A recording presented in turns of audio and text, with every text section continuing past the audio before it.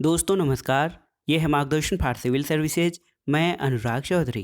दोस्तों मार्गदर्शन एनसीईआरटी श्रृंखला में आज की वीडियो में आप पढ़ेंगे 11वीं कक्षा के भूगोल भौतिक भूगोल के मूल सिद्धांत का 6वां अध्याय भू आकृतिक प्रक्रियाएं। इस अध्याय में आप जानेंगे धरातल असमतल क्यों है, प्रमुख अंतर्जनित प्रक्रियाएं जिनके अंतर्गत पटल विरूपण और ज्वालामुखीयता है वो क्या होती है, बहिर्जनित प्रक्रियाएं जिसमें अपक्षय और इसके प्रकार, बृहद संचलन, भूस्खलन और अपर्दन और निक्षेपण के बारे में जानेंगे।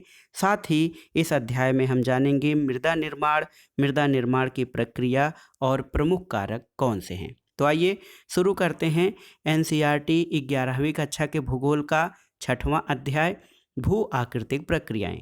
दोस्तों इस अध्याय से पहले आपने ये जाना है कि पृथ्वी की उत्पत्ति कैसे हुई है, इसकी परपटी और अन्य आंतरिक स्तरों का क्रम विकास कैसे हुआ है, भूपर्पटी प्लेट का संचलन किस प्रकार से हुआ और कैसे हो रहा है, भूकंप, ज्वालामुखी के प्रकार, भूपर्पटी को निर्मित करने वाले शैल और खनिज कौन कौन से हैं, इनके बारे में आपने जान लिया। अब हम इसके बारे में जानेंगे कि जिस धरातल पर हम रहते हैं। तो आइए जानते हैं कि धरातल असमतल क्यों है। दोस्तों हम जानते हैं कि भूपर्पटी गत्यात्मक है और यह क्षैतिज और ऊर्ध्वाधर दिशाओं में संचालित होती है यानी गति करती है। निश्चित तौर पर यह भूतकाल में वर्तमान गति की अपेक्षा थोड़ी तीव्रतर संचलित होती थी। भूपर्पटी का निर्माण करने वाले पृथ्वी के भीतर सक्रिय आंतरिक बलों में पाया जाने वाला अंतर ही पृथ्वी के बाह्य सतह के लिए उत्तरदायी है। और मूल रूप से देखा जाए तो धरातल सूर्य से प्राप्त ऊर्जा द्वारा प्रेरित बाह्य बलों से अनवरत प्रभावित होता है और निश्चित रूप से आंतरिक बल अभी भी सक्रिय है, यद्यपि उनकी तीव्रता में अंतर है। इसका मतलब ये हुआ कि धरातल पृथ्वी मंडल के अंतर्गत उत्पन्न हुए बाह्य बलों और पृथ्वी के अंदर उद्भूत आंतरिक बलों से अनवरत प्रभावित होता है। तो धरातल के असमतल होने का एक कारण ये भी है कि यह पृथ्वी मंडल के अंतर्गत जो बाह्य बल हैं और पृथ्वी के अंतर जो उसके भीतरी भाग में बल हैं, आंतरिक बल, उनसे प्रभावित होता है और ये सदा परिवर्तनशील होता है। बाह्य बलों को बहिर्जनिक यानी एक्सोजेनिक और आंतरिक बलों को अंतर्जनित यानी इंडोजेनिक बल कहा जाता है। बहिर्जनिक बलों की प्रक्रियाओं का परिणाम है उभरी हुई भू आकृतियों का विघर्षण यानी वियरिंग डाउन और बेसिन निम्न क्षेत्रों गर्तों का भराव यानी अधिवृद्धि या तल्लोचन। दोस्तों धरातल पर अपर्दन के माध्यम से उच्चावच के मध्य अंतर को कम होने को तल संतुलन यानी ग्रेडेशन कहा जाता है। अंतर्जनित शक्तियाँ या पृथ्वी के अंदर की शक्तियाँ लगातार धरातल के भागों को ऊपर उठाती हैं या उनका निर्माण करती हैं और इस प्रकार बहिर्जनिक प्रक्रियाएं उच्चावच में भिन्नता को बराबर करने में असफल रहती हैं। इसलिए ये भिन्नता तब तक बनी रहती है जब तक बहिर्जनिक और अंतर्जनित बलों के विरोधात्मक कार्य चलते रहते हैं। सामान्य रूप से देखा जाए तो पृथ्वी के अंदर जो बल हैं, अंतर्जनित बल, मूल रूप से भू आकृति का निर्माण करते हैं और बहिर्जनिक प्रक्रियाएं मुख्य रूप से भूमि विघर्षण बल होती हैं। दोस्तों भूतल जो है वो संवेदनशील है और मानव अपने निर्वाह के लिए इस पर निर्भर करता है, इसका व्यापक और सघन उपयोग करता है और जानकर आपको ये आश्चर्य होगा कि सभी जीवों का धरातल के पर्यावरण के अनुवाह में योगदान होता है और मनुष्यों ने संसाधनों का अत्यधिक दोहन किया है। हमें इसका उपयोग करना चाहिए लेकिन भविष्य में जीवन निर्वाह के लिए इसकी पर्याप्त संभाव्यता को बचाए रखना भी चाहिए। धरातल के अधिकांश भाग को बहुत लंबी अवधि यानी सैकड़ों हजारों वर्षों में आकार प्राप्त हुआ है और मानव द्वारा इसके उपयोग, दुरुपयोग और कुप्रयोग के कारण इसकी संभाव्यता में बहुत तीव्र गति से ह्रास हो रहा है। दोस्तों यदि उन प्रक्रियाओं जिन्होंने धरातल को आकार दिया और अभी दे रही हैं, उन पदार्थों की प्रकृति जिनसे यह निर्मित है, उसको हम समझ लें तो निश्चित रूप से मानव उपयोग जनित जो हानिकारक प्रभाव है उसको कम किया जा सकता है और इसके संरक्षण के लिए आवश्यक उपाय किए जा सकते हैं। आइए जानते हैं भू आकृतिक प्रक्रियाएं यानी जियोमॉर्फिक प्रोसेसेस के बारे में। दोस्तों, धरातल के पदार्थों पर अंतर्जनित और बहिर्जनित बलों के द्वारा भौतिक दबाव और रासायनिक क्रियाओं के कारण भूतल के विन्यास में परिवर्तन को भू आकृतिक प्रक्रियाएं कहा जाता है। इसमें देखिए, पटल विरूपण और ज्वालामुखीयता अंतर्जनित भू आकृतिक प्रक्रियाएं हैं। और इसमें देखिए, अपक्षय, बृहत क्षरण, अपर्दन और निक्षेपण ये बहिर्जनिक भू आकृतिक प्रक्रियाएं हैं। तो आइए विस्तार से जानते हैं भू आकृतिक प्रक्रियाओं के बारे में।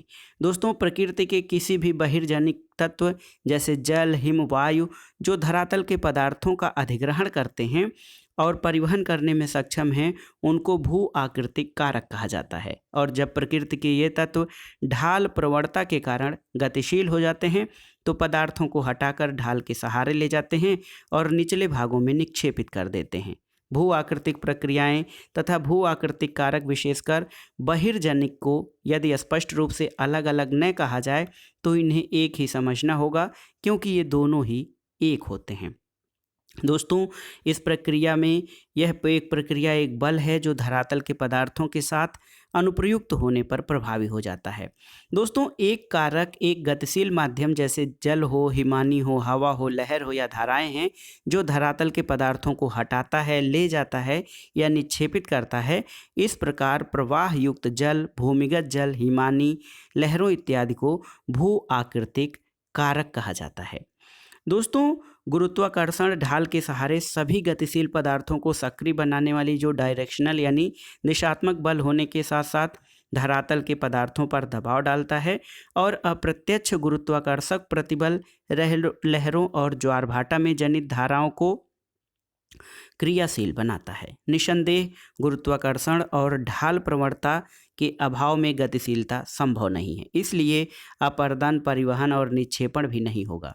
दोस्तों, गुरुत्वाकर्षण बल एक ऐसा बल है जिसके माध्यम से हम धरातल के संपर्क में रहते हैं और यह वह बल है जो भूतल के सभी पदार्थों के संचलन को प्रारंभ करता है।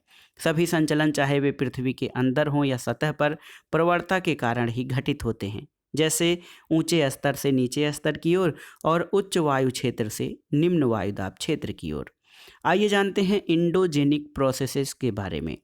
दोस्तों, पृथ्वी के अंदर से निकलने वाली ऊर्जा भू आकृतिक प्रक्रियाओं के लिए महत्वपूर्ण स्रोत होती है और पृथ्वी के अंदर की ऊर्जा अधिकांशतः रेडियोधर्मी प्रक्रिया, घूर्णन और ज्वारीय घर्षण तथा पृथ्वी की उत्पत्ति से जुड़ी ऊष्मा द्वारा उत्पन्न होती है। भूतापी प्रवणता और अंदर से निकले ऊष्मा प्रवाह से प्राप्त ऊर्जा पटल विरूपण यानी डिसएस्ट्रोफिज्म और ज्वालामुखीता को प्रेरित करती है। भूतापी प्रवणता यानी भूताप में अंतर और अंदर के ऊष्मा प्रवाह भूपर्पटी की मोटाई और दृढ़ता में अंतर के कारण अंतर्जनित बलों के कार्य जो हैं एक समान नहीं होते हैं, इसलिए विवर्तनिक द्वारा नियंत्रित मूल भूपर्पटी की सतह असमतल होती है। सबसे पहले आइए जानते हैं पटल विरूपण के बारे में। दोस्तों, सभी प्रक्रियाएं जो भूपर्पटी को संचालित, उत्थापित और निर्मित करती हैं पटल विरूपण के अंतर्गत आती हैं। इसमें कौन कौन सी चीज़ें शामिल हैं? देखिए, तीक्ष्ण बलयन यानी तीक्ष्ण मोड़ के माध्यम से पर्वत निर्माण और भूपर्पटी की लंबी और संकीर्ण पट्टियों को प्रभावित करने वाली प्रक्रियाएं। दूसरा ये है धरातल के बड़े भाग के ऊंचा उठना या विकृति या उसको खराब होने में संलग्न महाद्वीपीय संरचना संबंधी। और तीसरा अपेक्षाकृत छोटे स्थानीय संचलन के कारण उत्पन्न भूकंप। और चौथा है पर्पटी प्लेट के क्षैतिज संचलन करने में प्लेट विवर्तनिकी यानी प्लेट टेक्टोनिक्स की भूमिका। दोस्तों, प्लेट टेक्टोनिक्स की प्रक्रिया में भूपर्पटी बलयन के रूप में तीक्ष्णता से विकृत होती है और महाद्वीपीय संरचना के कारण साधारण विकृति हो सकती है। दोस्तों, पर्वतनी पर्वत निर्माण प्रक्रिया है और जबकि महाद्वीपीय रचना महाद्वीपीय निर्माण प्रक्रिया है। पर्वतनी महाद्वीपीय रचना भूकंप और प्लेट विवर्तनिक की प्रक्रियाओं से भूपर्पटी में भ्रंश और विभंग हो सकता है और तापक्रम में परिवर्तन हो सकता है, जिसके फलस्वरूप शैलों का जो रूपांतरण होता है वो प्रेरित होता है। पटल विरूपण के बाद आइए जानते हैं वोल्केनिज्म यानी ज्वालामुखीता क्या है। दोस्तों, ज्वालामुखीता के अंतर्गत पिघली हुई शैल या लावा, जिसको मैग्मा कहा जाता है, वो भूतल की ओर संचलन होता है और अनेक आंतरिक और बाह्य ज्वालामुखी स्वरूपों का निर्माण होता है। दोस्तों, ज्वालामुखी के बारे में आप विशेष तौर से जानते हैं। तो ये ज्वालामुखीता और पटल विरूपण ये आपके अंतर्जनित बल के उदाहरण थे। बहिर्जनिक प्रक्रियाएं या एक्सोजेनिक प्रोसेसेस क्या हैं दोस्तों? तो बहिर्जनिक प्रक्रियाएं अपनी ऊर्जा सूर्य द्वारा निर्धारित वायुमंडलीय ऊर्जा और अंतर्जनित शक्तियों से नियंत्रित टेक्टोनिक कारकों से उत्पन्न प्रवणता से प्राप्त करती हैं। दोस्तों, गुरुत्वाकर्षण बल ढाल युक्त सतह वाले धरातल पर कार्य करता है और ढाल की दिशा में पदार्थ को संचालित या संचालन करता है। प्रति इकाई क्षेत्रफल अनुप्रयुक्त बल को प्रतिबल या स्ट्रेस कहते हैं और ठोस पदार्थ में प्रतिबल धक्का और खिंचाव से उत्पन्न होता है। इससे विकृति प्रेरित होती है और धरातल के पदार्थों के सहारे सक्रिय बल अपरूपण प्रतिबल विलगकारी बल होते हैं और यही प्रतिबल शैलों और धरातल के पदार्थों को तोड़ता है और अपरूपण प्रतिबल का परिणाम कोणीय विस्थापन या विसर्पण फिसलन होता है। दोस्तों, धरातल के जो पदार्थ हैं गुरुत्वाकर्षण प्रतिबल के अतिरिक्त आणविक प्रतिबलों से भी प्रभावित होते हैं, जो कई कारकों तापमान में परिवर्तन, क्रिस्टलन और पिघलन द्वारा उत्पन्न होते हैं। रासायनिक प्रक्रियाएं सामान्यतः जो कणों के बीच के बंधन को ढीला करते हैं और विलेय पदार्थों को घुला देते हैं। तो दोस्तों, देखा जाए तो धरातल के पदार्थों के पिंड में प्रतिबल का विकास अपक्षय, बृहत क्षरण, संचलन, अपर्दन और निक्षेपण का मूल कारण होता है। दोस्तों, धरातल पर विभिन्न प्रकार के जलवायु प्रदेश मिलते हैं, इसलिए जो बहिर्जनिक भू आकृतिक प्रक्रियाएं हैं एक प्रदेश से दूसरे प्रदेश में भिन्न होती हैं। तापमान और वर्षा ये दो मुख्य जलवायु तत्व हैं जो भिन्न भिन्न प्रक्रियाओं को नियंत्रित करते हैं। दोस्तों, बहिर्जनिक प्रक्रियाओं में कौन कौन सी चीज़ें शामिल होती हैं, आइए उनके बारे में जानते हैं। यहाँ पर देखिए, जलवायु और अपक्षय मेंटल की गहराई स्ट्रेकोव 1967 से रूपांतरित और संशोधित एक चित्रण दिया गया है। तो किस प्रकार से जो बहिर्जनिक प्रक्रियाएं हैं वो जलवायु, वर्षण, तापमान इन सब चीज़ों से प्रभावित होती हैं उसके बारे में जानते हैं। दोस्तों, धरातल पर जो भिन्नता है या विभिन्नता है मूल रूप से भूपर्पटी के उद्भव से संबंधित होती है। फिर भी धरातल के पदार्थों के प्रकार और संरचना में अंतर, भू आकृतिक प्रक्रियाओं और उनके सक्रियता दर में अंतर आदि अनेक कारण एक न एक रूप में विद्यमान रहते हैं। आइए कुछ बहिर्जनिक भू आकृतिक प्रक्रियाओं को विस्तार से जानते हैं। सबसे पहला है दोस्तों अपक्षय, या जिसको विदरिंग कहा जाता है। तो दोस्तों, अपक्षय में क्या होता है, इसके अंतर्गत वायुमंडलीय तत्वों के धरातल के पदार्थों पर की गई क्रिया शामिल होती है। अपक्षय के अंदर ही अनेक प्रक्रियाएं हैं जो पृथक या सामूहिक रूप से धरातल के पदार्थों को प्रभावित करती हैं। दोस्तों, अपक्षय को मौसम और जलवायु के कार्यों के माध्यम से शैलों के यांत्रिक विखंडन और रासायनिक वियोजन अपघटन के रूप में परिभाषित किया जा सकता है। चूँकि अपक्षय में पदार्थों का थोड़ा थोड़ा अथवा नगण्य संचालन होता है, यह एक स्वस्थानीय यानी इन सीटू या तदस्थन यानी ऑन साइट प्रक्रिया होती है। दोस्तों, अपक्षय प्रक्रियाएं क्या हैं? ये जटिल भौमिकी, जलवायुवीय, स्थलाकृतिक और वनस्पतिक कारकों द्वारा अनुकूलित होती हैं और इन सब में जलवायु का विशेष महत्व है। न केवल अपक्षय प्रक्रियाएं बल्कि अपक्षय मेंटल की गहराई भी एक जलवायु से दूसरे जलवायु में अलग अलग होती है। दोस्तों, अपक्षय प्रक्रियाओं के 3 प्रमुख प्रकार होते हैं। पहला प्रकार है रासायनिक अपक्षय प्रक्रिया, दूसरा भौतिक या यांत्रिक अपक्षय प्रक्रिया और तीसरा जैविक। इनमें से कोई एक प्रक्रिया शायद ही अकेले काम करती है, लेकिन प्रायः किसी एक प्रक्रिया का अधिक महत्वपूर्ण योगदान देखा जा सकता है। सबसे पहले आइए जानते हैं रासायनिक अपक्षय प्रक्रियाओं के बारे में। दोस्तों, अपक्षय प्रक्रियाओं का एक समूह जैसे कि विलयन, कार्बोनेटीकरण, जलयोजन, ऑक्सीकरण और न्यूनीकरण शैलों के अपघटन, विलयन और न्यूनीकरण का कार्य करते हैं, जो कि रासायनिक क्रिया द्वारा सूक्ष्म अवस्था में परिवर्तित हो जाती है। ऑक्सीजन, धरातली जल, मृदा जल और अन्य अम्लों की प्रक्रिया द्वारा चट्टानों का न्यूनीकरण होता है। इसमें ऊष्मा के साथ जल और वायु की विद्यमानता सभी रासायनिक प्रक्रियाओं की तीव्र गति देने के लिए आवश्यक है। और आप जानते हैं कि वायु में विद्यमान कार्बन डाइऑक्साइड के अलावा पौधों और पशुओं का अपघटन भूमिगत कार्बन डाइऑक्साइड की मात्रा को बढ़ाता है और विभिन्न खनिजों पर रासायनिक प्रक्रियाएं किसी अनुसंधानशाला में प्रतिक्रियाओं के समान होती हैं। रासायनिक अपक्षय प्रक्रिया के बाद दूसरी अपक्षय की महत्वपूर्ण प्रक्रिया फिजिकल है। तो भौतिक या यांत्रिक अपक्षय प्रक्रियाएं कुछ अनुप्रयुक्त बलों यानी फोर्सेज पर निर्भर करती हैं, और ये अनुप्रयुक्त बल कुछ हो सकते हैं जैसे गुरुत्वाकर्षक बल हो सकते हैं। इसके अलावा दोस्तों तापक्रम में परिवर्तन हो सकता है, और शुष्कन और आर्द्रन चक्रों से जल का दबाव हो सकता है। दोस्तों इनमें से कोई बल धरातल और विभिन्न धरातली पदार्थों के अंदर अनुप्रयुक्त होती है, और इसका परिणाम शैलों का विभंग यानी फ्रैक्चर होता है। भौतिक अपक्षय प्रक्रियाओं में अधिकांश जो ताप का विस्तार होता है और दबाव इसके कारण होता है, और ये प्रक्रियाएं लघु और मंद होती हैं, लेकिन कई बार संकुचन और विस्तारण के कारण शैलों में सतत श्रांति के फलस्वरूप ये शैलों को बड़ी हानि पहुंचा सकती हैं। यानी जो भौतिक प्रक्रियाएं हैं उसमें मुख्य रूप से तापमान और दबाव का बहुत बड़ा हाथ होता है। इसके अलावा जैविक कार्य और अपक्षय। दोस्तों जैविक अपक्षय जो है वो जीवों की वृद्धि और संचलन से उत्पन्न अपक्षय वातावरण और भौतिक परिवर्तन से खनिजों और आयन के स्थानांतरण की दिशा में योगदान है।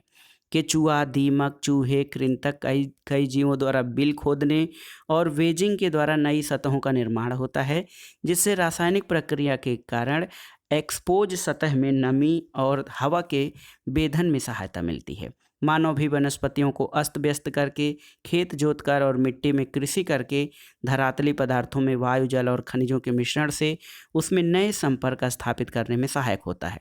इसके अलावा सड़ने वाले पौधों और पशुओं के पदार्थ ह्यूमस, कार्बनिक और अन्य अम्ल जैसे तत्वों के उत्पादन में योगदान देते हैं, जिनमें से कुछ तत्वों का सड़ना, क्षरण और घुलन बढ़ जाता है। इसके अलावा पौधों की जड़ें धरातल के पदार्थों पर जबरदस्त दबाव डालती हैं और उन्हें यांत्रिक ढंग से तोड़कर अलग अलग कर देती हैं। दोस्तों अपक्षय के प्रकार जानने के बाद जानना जरूरी है कि अपक्षय के विशेष प्रभाव क्या होते हैं। तो दोस्तों अपक्षय के विशेष प्रभाव में पहला है अपशल्कन। अपशल्कन क्या है? तो भौतिक अपक्षय प्रक्रियाओं, तापीय संकुचन और फैलाव और लवण अपक्षय के अंतर्गत ये अपसल्कन होती है। अपसल्कन एक परिणाम है, ये प्रक्रिया नहीं है, क्योंकि शैल या आधार शैल के ऊपर मोटे से ऊपर घुमावदार चादर के रूप में उत्खंडित या पत्रकन होता है, जिसके परिणामस्वरूप चिकनी और गोल सतह का निर्माण होता है। दोस्तों अपसल्कन जो होता है अभारित कण यानी अनलोडिंग और तापक्रम में परिवर्तन द्वारा फैलाव और संकुचन के कारण भी होता है। अपसल्कित गुंबद और टार्स ये अभारित कण और तापीय संकुचन से उत्पन्न होते हैं। आइए जानते हैं अपक्षय का महत्व क्या है। दोस्तों अपक्षय प्रक्रियाएं शैलों को छोटे छोटे टुकड़ों में तोड़कर आवरण, प्रस्तर और मृदा निर्माण के लिए रास्ता बनाते हैं। अपर्दन और बृहद संचलन के लिए भी ये उत्तरदायी होते हैं, और जैव मात्रा और जैव विविधता प्रमुखतः वनों या वनस्पतियों की देन है, और वन अपक्षयी प्रवार यानी विदरिंग मेंटल की गहराई पर निर्भर करता है। यदि शैलों का अपक्षय न हो तो अपर्दन का कोई महत्व नहीं होता। यानी अपक्षय जो है बृहद क्षरण, अपर्दन, उच्चावच के लघुकरण में सहायक होता है, और स्थलाकृतियाँ जो हैं ये अपर्दन के परिणाम होती हैं। तो इसके अलावा शैलों का अपक्षय और निक्षेपण राष्ट्रीय अर्थव्यवस्था के लिए अति महत्वपूर्ण है, क्योंकि मूल्यवान खनिज जैसे लोहा, मैग्नीज, एल्यूमिनियम, तांबा के अयस्कों के समृद्धिकरण और संकेंद्रण में ये सहायक होता है। दोस्तों जब शैलों का अपक्षय होता है तो कुछ पदार्थ भूमिगत जल द्वारा रासायनिक और भौतिक निच्छालन के माध्यम से स्थानांतरित हो जाते हैं, और शेष बहुमूल्य पदार्थों का संकेंद्रण हो जाता है। इस प्रकार अपक्षय के हुए बिना बहुमूल्य पदार्थों का संकेंद्रण अपर्याप्त होगा, और आर्थिक दृष्टि से उनका दोहन, प्रक्रमण और शोधन के लिए व्यवहार नहीं होगा, और इसी को समृद्धिकरण या इनरिचमेंट कहा जाता है। बृहद संचालन क्या है? दोस्तों इसको मास मूवमेंट कहा जाता है। बृहद संचालन के अंतर्गत वे सारी चीज़ें शामिल हैं जिसमें शैलों का बृहद मलबा गुरुत्वाकर्षण के सीधे प्रभाव के कारण ढाल के अनुरूप स्थानांतरित होता है। इसका मतलब ये है कि दोस्तों वायु, जल, हिम अपने साथ एक स्थान से दूसरे स्थान तक मलबा नहीं ढोते, बल्कि मलबा भी अपने साथ वायु, जल या हिम ले जाते हैं। तो मलबे की संचलन की गति मंद या तीव्र हो सकती है, और इसके परिणाम स्वरूप पदार्थों के छिछले से गहरे स्तंभ प्रभावित होते हैं, जिनके अंतर्गत विसर्पण, बहाव, स्खलन और पतन शामिल होते हैं। दोस्तों, बृहद संचलन में गुरुत्वाकर्षण बल सहायक होता है और कोई भी भू आकृतिक कारक जैसे प्रवाहित जल, हिमानी, वायु, लहर और धाराएं बृहद संचलन की प्रक्रिया में सीधे रूप से शामिल नहीं होते। इसका मतलब ये है कि बृहद संचलन अपरदन के अंदर नहीं आता, बल्कि पदार्थों का संचलन ये गुरुत्वाकर्षण की सहायता से होता है और एक स्थान से दूसरे स्थान को होता है। ढाल पर पदार्थ बाधक बलों के प्रति अपना प्रतिरोध प्रस्तुत करते हैं और तभी असफल होते हैं जब बल पदार्थों के अपरूपण प्रतिरोध से महानतर होते हैं। दोस्तों, कमजोर पदार्थ, छिछले स्तर वाली शैलें, भ्रंश, तीव्रता से झुके हुए स्तर, खड़े भृगु या तीव्र ढाल, पर्याप्त वर्षा, मूसलाधार वर्षा और वनस्पति का अभाव बृहद संचलन में सहायक होते हैं। दोस्तों, बृहद संचलन की सक्रियता के भी कई कारक होते हैं। पहला तो ये है प्राकृतिक और कृत्रिम साधनों द्वारा ऊपर के पदार्थों को टिकने का आधार हटके बृहद संचलन प्रभावित करता है। दूसरा ये कि ढालों की प्रवणता और ऊंचाई में वृद्धि। और तीसरा पदार्थों के प्राकृतिक अथवा कृत्रिम भराव के कारण उत्पन्न अतिभार, अत्यधिक वर्षा के कारण और मूल ढाल की सतह से वे पदार्थ या भार का हटना। इसके अलावा भूकंप आना, विस्फोट या मशीनों का कंपन, अत्यधिक प्राकृतिक रिसाव, झीलों और जलाशयों और नदियों से भारी मात्रा में जल निष्कासन के परिणाम स्वरूप। इसके अलावा प्राकृतिक वनस्पति का अंधाधुंध विनाश, ये जो है सब मास बृहद स्खलन के जो है प्रमुख कारण है। इसके अलावा इसके संचलन के बृहद संचलन के 3 रूप होते हैं: अनुप्रस्थ विस्थापन और प्रवाह और स्खलन। भूस्खलन क्या होता है? दोस्तों, लैंड स्लाइड्स भूस्खलन अपेक्षाकृत तीव्र और अवगम्य संचलन है और इसमें स्खलित होने वाले पदार्थ अपेक्षाकृत शुष्क होते हैं। और इसमें क्या होता है कि बृहद आकार का आकृति शैल में अनिरंतरता की प्रकृति, क्षरण का अंश और ढाल की ज्यामिति पर निर्भर करते हैं। ढाल वह ढाल जिस पर संचलन होता है, उसके संदर्भ में रोटेशन के साथ शैल मलबा की एक या कई इकाइयों के फिसलन या स्लिपिंग को अवसर्पण कहते हैं। इसके अलावा दोस्तों, पृथ्वी के पिंड के रोटेशन के बिना मलबा का तीव्र लोटन या स्खलन मलबा स्खलन कहलाता है। मलबा स्खलन में खड़े या प्रलंबी फलक से मिट्टी मलबा का प्रायः स्वतंत्र पतन होता है। संस्तर, जोड़ या भ्रंश के नीचे पृथक शैल बृहद के स्खलन को शैल स्खलन कहा जाता है। और तीव्र ढालों पर शैल स्खलन बहुत तीव्र और विध्वंसक होता है। दोस्तों, तीव्र ढाल पर भूस्खलन की खरोंच जो है ये तीव्र नति संस्तरण तल जैसे अनिरंतरताओं के सहारे स्खलन एक समतलीय पात के रूप में घटित होता है। और किसी तीव्र ढाल के सहारे शैल खंडों का ढाल से दूरी रहते हुए स्वतंत्र रूप से गिरना शैल पतन कहलाता है। शैल पतन शैलों के फलक के उथले स्तर से होता है, जो इसे शैल स्खलन से अलग करता है। दोस्तों, बृहद क्षरण और बृहद संचलन में कौन सी शब्दावली उपयुक्त है? तो दोस्तों, हमारे देश में मलबा अवधान और भूस्खलन हिमालय में प्रायः घटित होते हैं। इसके अनेक उदाहरण हैं। पहला, हिमालय विवर्तनिक दृष्टिकोण से सक्रिय है। यह अधिकांश परतदार शैलों और असंगठित और अर्ध संगठित पदार्थों से बना है। इसकी ढाल बहुत तीव्र है और हिमालय की तुलना में तमिलनाडु, कर्नाटक और केरल की सीमा बनाता हुआ नीलगिरी और पश्चिमी तट के किनारे पश्चिमी घाट ये विवर्तनिकी दृष्टि से अधिक अस्थायी हैं, बहुत कठोर शैलों से बने हैं।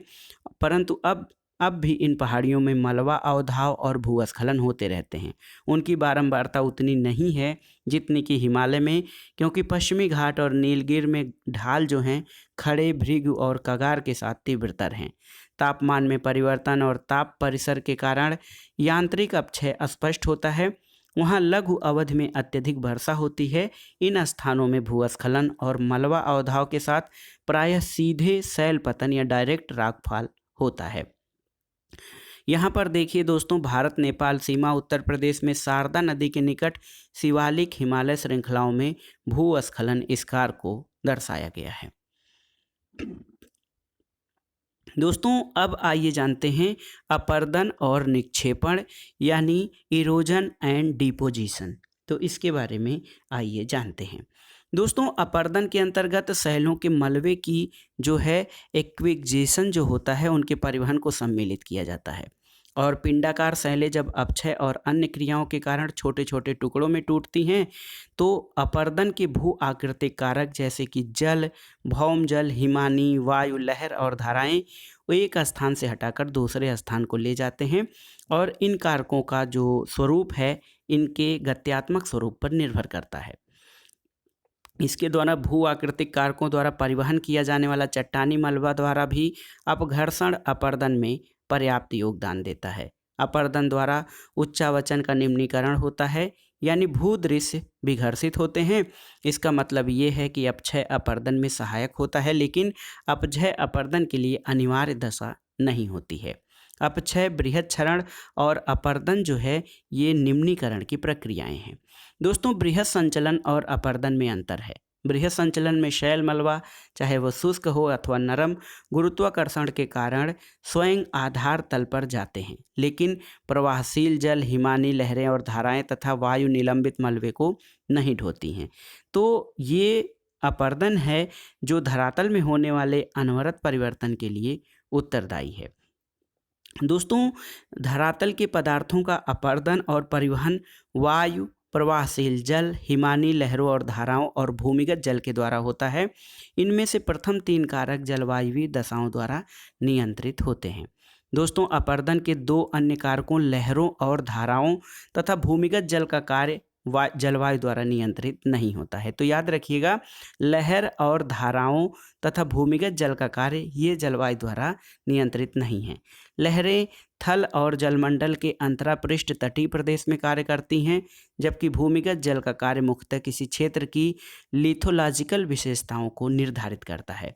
यदि शैलें पारगम्य, घुलनशील और जल प्राप्त है तो केवल चूनाकृत आकृतियों का निर्माण होता है और निक्षेपण अपरदन का परिणाम होता है। ढाल में कमी के कारण जब अपरदन के कारकों के वेग में कमी आ जाती है तो अवसादों का निक्षेपण प्रारंभ हो जाता है। दोस्तों, देखा जाए तो निक्षेपण किसी कारक का कार्य नहीं होता है। पहले स्थूल बाद में सूक्ष्म पदार्थ निक्षेपित होते हैं। निक्षेपण से निम्न भूभाग भर जाते हैं। वहीं अपरदन के कारक जैसे प्रवाह युक्त जल, हिमानी वायु, लहरें, धाराएं और भूमिगत जल इत्यादि तलोच्चोलन अथवा निक्षेपण के कारक के रूप में भी कार्य करने लग जाते हैं।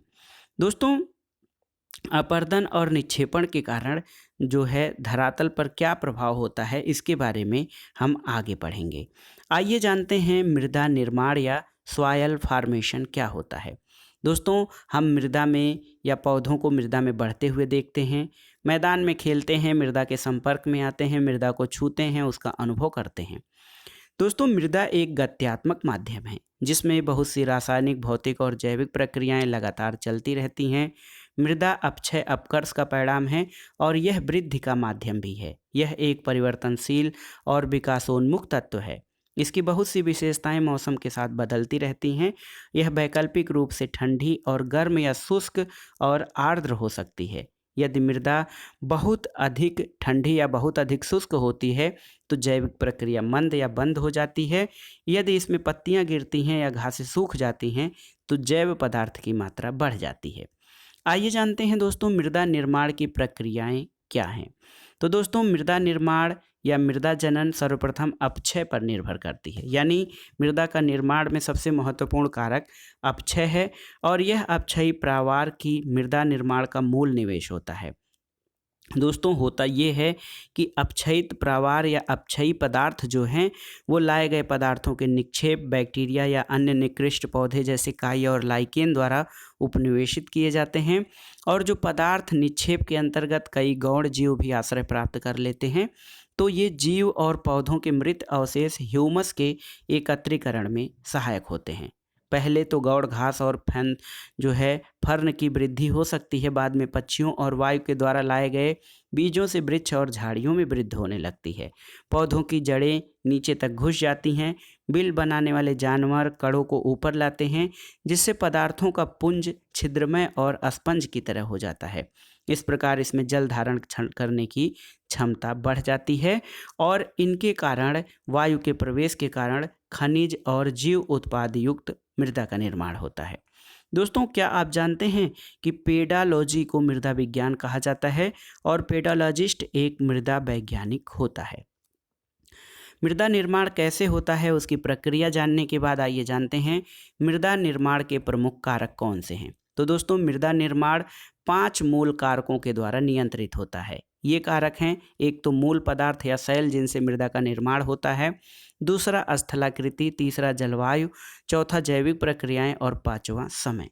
दोस्तों, मृदा निर्माण में ये सभी चीज़ें संयुक्त रूप से क्रियाशील होती हैं। सबसे पहले हम जलवायु यानी क्लाइमेट के बारे में जानेंगे कि ये मृदा निर्माण में किस प्रकार से सहायक है।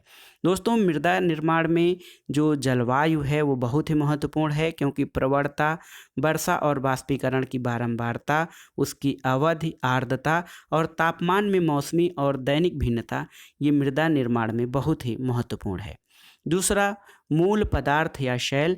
तो मृदा निर्माण में मूल शैल एक निष्क्रिय नियंत्रक कारक या मूल शैल कोई भी स्वस्थानीय या उसी स्थान पर अपक्षयित शैल, मलबा या लाए गए निक्षेप हो सकते हैं। मृदा निर्माण मलबा के आकार, संरचना और शैल निक्षेप के खनिज और रासायनिक संयोजन पर निर्भर करता है। मूल पदार्थ के अंतर्गत अपक्षय की प्रकृति और उसकी दर तथा आवरण की गहराई प्रमुख विचारी तत्व होते हैं। दोस्तों, समान आधार शैल पर मृदाओं में अंतर हो सकता है और असमान आधार पर समान मृदाएं मिल सकती हैं, लेकिन जब मृदाएं बहुत नई और पर्याप्त परिपक्व नहीं होती तो मृदाओं और मूल शैलों के प्रकार में घनिष्ठ संबंध होता है। कुछ चूना क्षेत्रों में जहां अपक्षय प्रक्रियाएं विशिष्ट और विचित्र होती हैं, मिट्टियां मूल शैल से स्पष्ट संबंध दर्शाती हैं। इसके अलावा दोस्तों, मृदा निर्माण में स्थलाकृति यानी टोपोग्राफी का भी प्रमुख योगदान होता है। मूल शैल की तरह स्थलाकृति दूसरा निष्क्रिय नियंत्रक तत्व है। और दोस्तों, यहाँ पे स्थलाकृति का कारण ये पड़ता है कि वहाँ की स्थलाकृति कैसी है। जैसे तीव्र ढालों पर मृदा छिछली और सपाट उच्च क्षेत्रों में गहरी होती है। निम्न ढालों पर अपरदन मंद और जल का जो पर्कोलेशन होता है वो अच्छा रहता है, लेकिन मृदा निर्माण के ये बहुत अनुकूल होता है। सपाट समतल क्षेत्रों में चीका मिट्टी के मोटे स्तर का विकास हो सकता है और जैव पदार्थ के अच्छे एकत्रीकरण के कारण मिट्टी या मृदा का रंग गहरा काला हो सकता है। इसके अलावा दोस्तों, मृदा निर्माण में जैविक प्रक्रियाएं यानी बायोलॉजिकल एक्टिविटीज़ बहुत महत्वपूर्ण हैं। दोस्तों, वनस्पति आवरण जीव की मूल पदार्थों पर प्रारंभ और बाद में विद्यमान रहते हैं। मृदा में जैव पदार्थ नमी धारण करने की क्षमता, नाइट्रोजन इत्यादि जोड़ने में सहायक होते हैं। मृत पौधे मृदा को सूक्ष्म विभाजित जैव पदार्थ ह्यूमस प्रदान करते हैं और कुछ जैविक अम्ल जो ह्यूमस बनाने की अवधि में निर्मित होते हैं, मृदा के मूल पदार्थों के खनिजों के विनियोजन में सहायता करते हैं। बैक्टीरियल कार्य की गहनता ठंडी और गर्म जलवायु की मिट्टियों में अंतर को दर्शाती है। दोस्तों, ठंडी जलवायु में ह्यूमस एकत्र होता है क्योंकि यहाँ बैक्टीरियल वृद्धि धीमी होती है। देखिए, आर्कटिक और टुंड्रा जलवायु में निम्न बैक्टीरियल क्रियाओं के कारण अभियोजित जैविक पदार्थों के साथ पीट के स्तर विकसित हो जाते हैं। और जहाँ पर आर्द्र, उष्ण और भूमध्य रेखीय जलवायु होती है वहाँ बैक्टीरियल वृद्धि और क्रियाएं बहुत अधिक होती हैं। मृत वनस्पति शीघ्रता से ऑक्सीकृत हो जाती है, जिससे मृदा में ह्यूमस की मात्रा बहुत कम रह जाती है और बैक्टीरिया और मृदा के जीव हवा में गैसीय नाइट्रोजन प्राप्त कर उसे रासायनिक रूप में परिवर्तित कर देते हैं, जिसका पौधों द्वारा उपयोग किया जा सकता है। और इस प्रक्रिया को नाइट्रोजन निर्धारण या नाइट्रोजन फिक्सेशन कहा जाता है। दोस्तों, राइजोबियम एक प्रकार का बैक्टीरिया लिग्यूमिनोस पौधों की जड़ों में जड़ ग्रंथिका में रहता है और मेजबान पौधों के लिए लाभकारी नाइट्रोजन निर्धारित करता है। चींटी, दीमक, केचुए, कृंतक आदि कीटों का महत्व अभियांत्रिकी के सा होता है, लेकिन मृदा निर्माण में ये महत्वपूर्ण होते हैं क्योंकि ये मृदा को बार बार ऊपर नीचे करते रहते हैं। केचुए आप जानते हैं, इनको किसानों का मित्र कहा जाता है। ये मिट्टी खाते हैं, अतः इनके शरीर से निकलने वाली मिट्टी का गठन और रासायनिक स्वरूप परिवर्तित हो जाता है। इसके अलावा मृदा निर्माण में समय यानी कालावधि भी बहुत महत्वपूर्ण होती है। दोस्तों, इसके बारे में जान लेते हैं कि मृदा निर्माण की कालावधि जो है ये मृदा प्रक्रियाओं में जो निर्माण की प्रक्रिया में उसमें कितना समय लगता है, उसके अवधि मृदा की परिपक्वता उसके विकास का निर्धारण करती है। एक मृदा तभी परिपक्व होती है जब मृदा निर्माण की सभी प्रक्रियाएं लंबे काल तक पार्श्विका विकास करते हुए कार्यरत रहती हैं। थोड़े समय पहले निक्षेपित जड़ोढ़ मिट्टी या हिमानी टिल से विकसित मृदाएं यंग यानी युवा मृदा मानी जाती हैं। उनमें अस्तर या हॉरिजॉन का अभाव होता है अथवा कम विकसित स्तर मिलता है। संपूर्ण परिप्रेक्ष्य में मिट्टी के विकास या उसकी परिपक्वता के लिए कोई विशिष्ट कालावधि नहीं है, फिर भी जो मिट्टी है उसकी जो निर्माण की प्रक्रिया है वो कालावधि पर निर्भर करती है।